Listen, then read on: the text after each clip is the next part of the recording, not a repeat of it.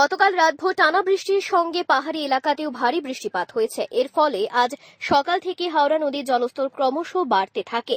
দুপুর নাগাদ পরিস্থিতি আরও জটিল আকার ধারণ করে। বলদাখাল এলাকার প্রধান সড়কগুলিতে জল ঢুকে পড়ে।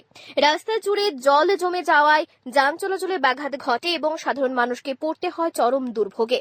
স্থানীয়দের অভিযোগ, সামান্য বৃষ্টিতেই এলাকায় জল জমে যাওয়া নিত্যদিনের সমস্যা হয়ে দাঁড়িয়েছে। ফলে একদিকে যেমন জীবনযাত্রা ব্যাহত হচ্ছে, অন্যদিকে যাতায়াতের সমস্যায় পড়ে সাধারণ মানুষ। জল কি বাড়ছে নাকি?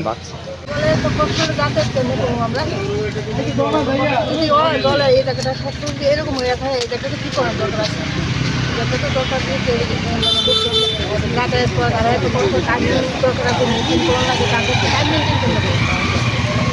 প্রচুর জল, আমরা যাইতাম পারতাম না, যাইতাম পারতাম না। কেন হঠাৎ করে জল উঠলো? ওই তো রাত্রিবেলা বৃষ্টি হয়েছে, উজানে জলটা ঠেলা দিছে, এদিকে বেরতেছে। ব্যুরো রিপোর্ট, অবিরাম 24x7।